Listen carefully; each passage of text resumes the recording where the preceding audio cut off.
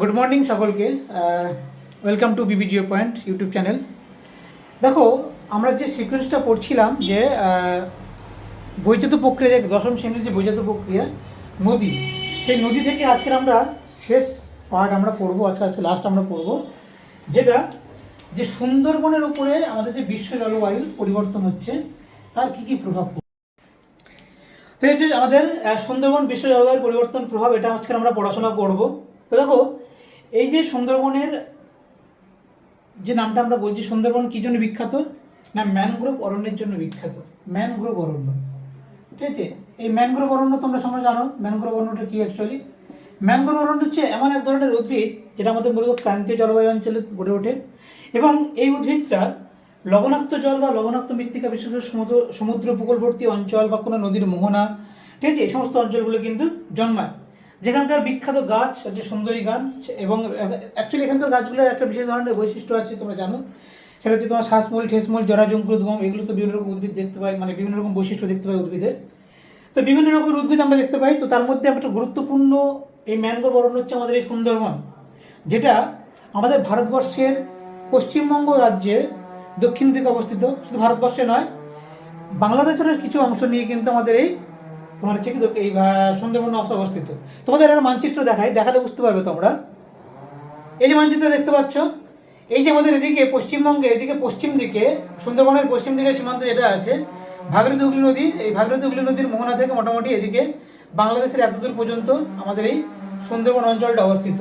যে সুন্দরবন অঞ্চলটা ভারত ভাগ পরে বা ভারত বাংলাদেশ পৃথক হয়ে যাওয়ার পরে ভারতের এই সামান্য অংশটুকু আমাদের থেকে গেছে, যা টোটাল আয়তনের প্রায় 10,000 কিলোমিটার বিস্তৃত। এই সুন্দরবনের 10,000 কিলোমিটার মধ্যে বিস্তৃত, তার মধ্যে হচ্ছে কি আমাদের ভারতে আছে 4,100 থেকে 200 বর্গ কিলোমিটার এরিয়া। তো এই ম্যানগ্রোভ অরণ্য, তাহলে কি বললাম যে সুন্দরবন, আমাদের যে সুন্দরবনটা যেটা বলছি, তাহলে কত বললাম, সুন্দরবনের এরিয়া টোটাল 10,000 বর্গ কিমি এরিয়া, ঠিক আছে। তার মধ্যে ভারতে আছে কত বললাম, ভারতে আছে 4,100 থেকে, এটা কোনো বইতে 4,100 পাবে, কোনো বইতে 4,200 বা 250 এরকম পাবে, ঠিক আছে। তো 4,100 থেকে 200 বর্গ কিলোমিটার এরিয়া, অর্থাৎ বলতে পারে প্রায় 38% এলাকা আমাদের ভারতবর্ষের মধ্যে আছে। এই হচ্ছে গল্প বা এই হচ্ছে ব্যাপার। তো যেই ম্যানগ্রোভ অরণ্য বা সুন্দরবন অরণ্যটা, যেটা যে কারণে বিখ্যাত সবথেকে পৃথিবীতে, সেটা বলে রাখি। সেটা হচ্ছে আমাদের সুন্দরবনের যে সুন্দরী গাছ, সেটার কারণে তো বিখ্যাত। এবং সুন্দরী যে গাছের যে পাতা, সেই পাতার ওলট পালটের দু রকমের কালারের কারণে সুন্দরবনটা বিখ্যাত, এবং সুন্দরী গাছটা মানুষের কাছে আকর্ষণীয়। এছাড়া যেটা আছে সেটা তোমার হচ্ছে কি, সুন্দরবনের যে রয়্যাল বেঙ্গল টাইগার, যে হলুদ কালো যে ডোরাকাটা দাগ, সেই রয়্যাল বেঙ্গল টাইগার, সেটার কারণে কিন্তু সুন্দরবন বিখ্যাত, ঠিক আছে। আমি তো ভারতবর্ষে দেখালাম, ভারতবর্ষে ছাড়াও আমাদের পশ্চিমবঙ্গের কোন জায়গাতে অবস্থিত। পশ্চিমবঙ্গের এই মানচিত্র তোমরা দেখলে বুঝতে পারবে যে আমাদের সুন্দরবন জেলার অবস্থানটা কী হবে।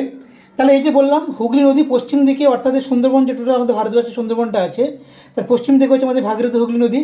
এই ভাগীরথী হুগলি নদীর শেষ সীমানা থেকে মোটামুটি আমাদের এই যে অঞ্চলটা, এবং শুধু তাই নয়, আমাদের এই জায়গাটাতে তোমার হচ্ছে কি হিঙ্গলগঞ্জ, হাসনাবাদ, বসিরহাট, এগুলো কিন্তু সব আমাদের এই যে ক্যানিং, তালদি, ঠিক আছে, এইসব জায়গাগুলো কিন্তু আমাদের মোটামুটি সুন্দরবনের অঞ্চলের মধ্যে কিন্তু পড়ে যায়। এটা হচ্ছে সুন্দরবন অঞ্চলের মধ্যে পড়ে যায়, ঠিক আছে। এই যে টোটাল অঞ্চলে দেখতে পাচ্ছি, এটা সুন্দরবন অঞ্চলে, অর্থাৎ দক্ষিণ চব্বিশ পরগনার প্রায় অনেকটা অংশ এবং উত্তর চব্বিশ পরগনার সামান্য অংশ নিয়ে এই আমাদের ভারতবর্ষের মধ্যে অবস্থিত সুন্দরবন। যে যদিও এই যে পুরো সুন্দরবনটা দেখতে পাচ্ছ, এই সুন্দরবনের পুরোটা কিন্তু জঙ্গল অধিষ্ঠিত নয়, কারণ এখন অনেকটা মানুষ কি করেছে, তার মধ্যে জঙ্গলে অনেকটা এরিয়া তারা জঙ্গল কেটে মানুষের বসতি স্থাপন করেছে। এবং এই নিচের দিকের যে দ্বীপগুলো দেখতে পাচ্ছ, ছোটো ছোটো যে দ্বীপগুলো, এই দ্বীপগুলোতে একমাত্র আমাদের আমাদের উদ্ভিদ অঞ্চল বা অরণ্য অঞ্চলটা আছে। ম্যানগ্রোভ উদ্ভিদগুলোকে আমরা দেখতে পাই নিচের দিকের অংশগুলোকে, আর এই উপরের দিকের অংশগুলোতে মনুষ্য বসতির দ্বীপ গড়ে উঠেছে এইগুলো। আর সবথেকে বড় কথা, এটা এই যে অরণ্যটা এত পরিমাণে ধ্বংস করা হয়েছে, যার জন্য তাকে সুরক্ষিত সংরক্ষিত বনভূমির স্বীকৃতি দেওয়া হয়েছে। এবং শুধু তাই নয়, যেটা বর্তমানে আমাদের ভারতবর্ষের একটা কিন্তু গুরুত্বপূর্ণ বায়োস্ফিয়ার রিজার্ভ ভারত সরকার দ্বারা স্বীকৃত হয়েছে, যেটা 1989 খ্রিস্টাব্দে। তারপরে তোমার হচ্ছে কি 1987 খ্রিস্টাব্দে তোমার ইউনেস্কো হেরিটেজ সাইট দ্বারা, ইউনেস্কো যে ওয়ার্ল্ড হেরিটেজ সাইট, তাদের দ্বারা কিন্তু এটা অলরেডি কী হয়েছে না, ওয়ার্ল্ড হেরিটেজ সাইটের তকমা পেয়েছে এটা, ঠিক আছে। তো এই যে ভারতে অবস্থিত সুন্দরবন, এত পরিমাণে মানুষজন জঙ্গল কেটে কেটে কেটে মানুষের বসতি দ্বীপ গড়ে তুলছিল বা বসতি স্থান গড়ে তুলছিল, যার জন্য তাকে আমরা ভারত সরকার দ্বারা তাকে সুরক্ষিত সংরক্ষিত বনভূমি তকমা দেওয়া হয়েছে। শুধু তাই নয়, এটা এখন এতটাই সুরক্ষিত এবং এতটাই গুরুত্বপূর্ণ একটা অরণ্য ভারতবর্ষের, যেটা তোমার হচ্ছে কি 1987 খ্রিস্টাব্দে, ঠিক আছে, এটা কি হয়েছিল জানো তো, ওয়ার্ল্ড হেরিটেজ সাইট।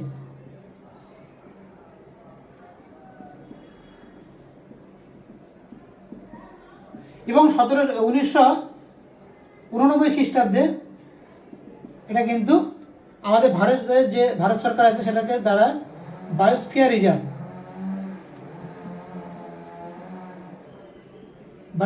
তকমা পেয়েছে। শুধু তাই নয়, এই সুন্দরবন আমাদের কিন্তু ভারতবর্ষের পশ্চিমবঙ্গে, বিশেষ পশ্চিমবঙ্গে যে দুটো রামসার সাইট আছে, ভারতবর্ষের অবশ্যই একটা জাতীয় উদ্যান, একটা গুরুত্বপূর্ণ জাতীয় উদ্যান আমাদের সুন্দরবন ন্যাশনাল পার্ক। এছাড়া তোমাদের হচ্ছে আমাদের পশ্চিমবঙ্গে যে দুখানা হচ্ছে রামসার সাইট আছে, তার মধ্যে কিন্তু গুরুত্বপূর্ণ একটা রামসার সাইট হচ্ছে কিন্তু এই সুন্দরবন। এটা তোমার পূর্ব কলকাতা জলভূমি, আর হচ্ছে তোমার সুন্দরবন। তো এই সুন্দরবন বর্তমানে কি হচ্ছে না, এই বিশ্ব জলবায়ুর পরিবর্তনের কারণে তার উপরে একটা বিশাল একটা প্রভাব পড়ছে। ঠিক আছে, কী কী প্রভাব দেখো, আমরা যদি দেখতে পাই যে বিশ্ব জলবায়ুর পরিবর্তন মানে কি, বিভিন্ন কারণে আমাদের বিশ্ব জলবায়ুর উষ্ণতা বা টেম্পারেচার কিন্তু বৃদ্ধি পাচ্ছে।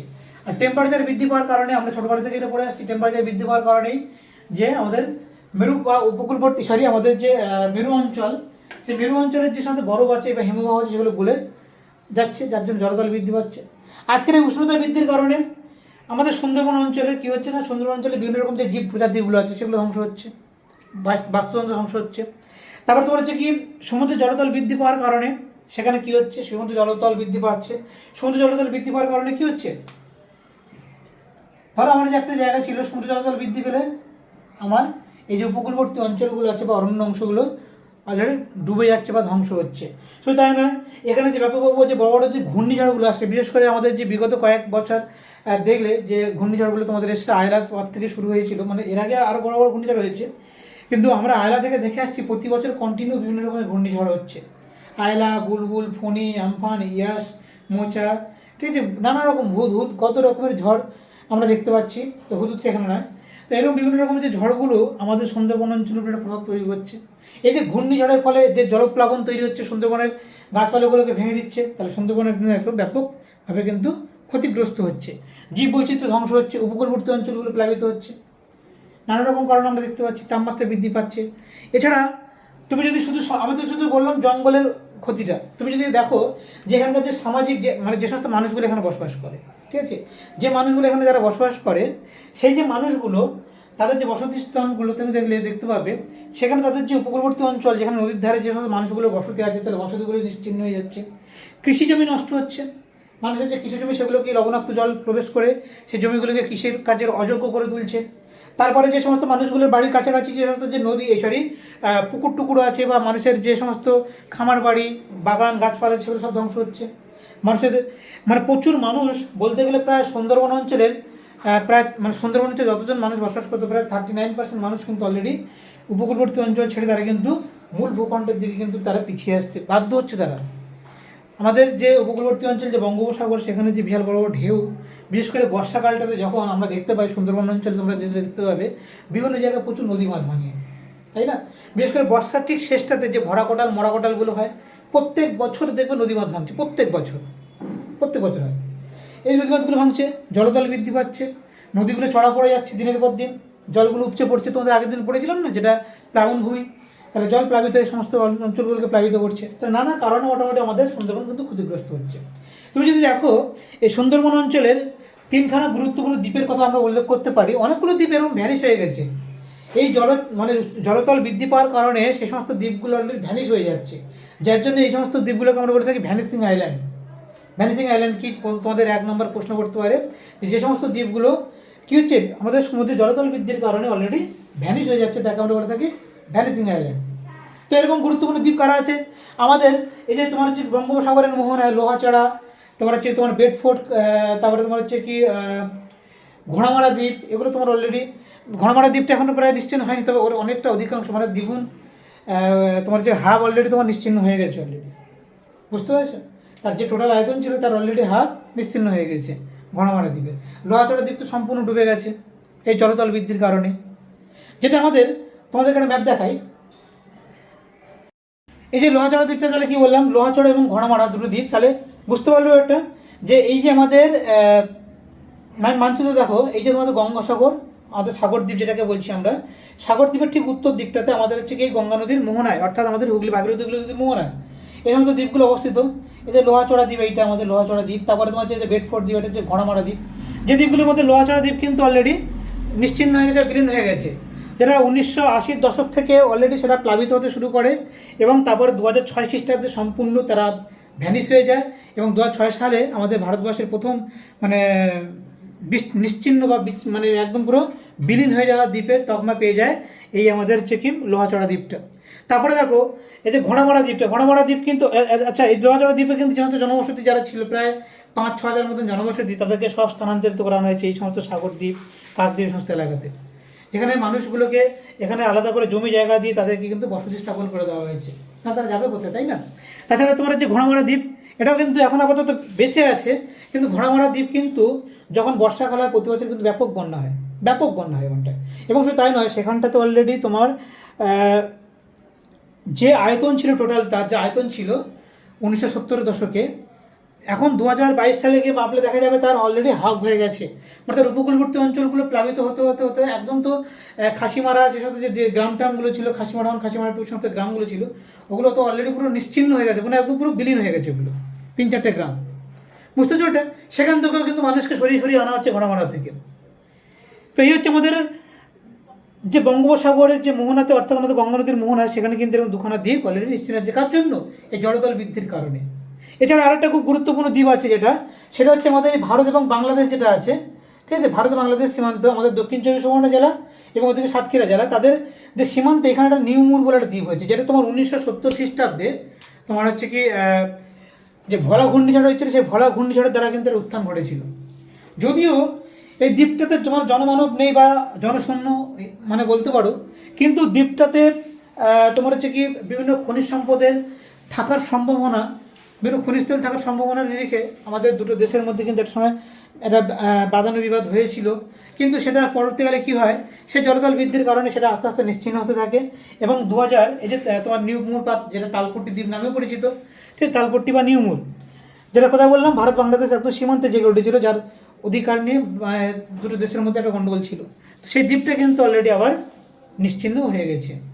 এই সমুদ্র জলতল বৃদ্ধির কারণে আস্তে আস্তে সেটা ডুবতে থাকছিল এবং মনে করা হয় 2004 সালে যে সময় যে বড় সুনামিটা হয়েছিল, সেই সময় এই দ্বীপটা সম্পূর্ণ নিশ্চিহ্ন হয়ে যায়, বুঝতে পারলো ওটা?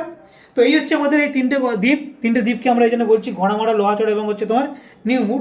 এই তিনটে দ্বীপ তোমাদের যেগুলোকে আমরা বলে থাকি ভ্যানিসিং আইল্যান্ড, পুরো সম্পূর্ণ ভ্যানিশ হয়ে যাচ্ছে এই দ্বীপগুলো, ঠিক আছে?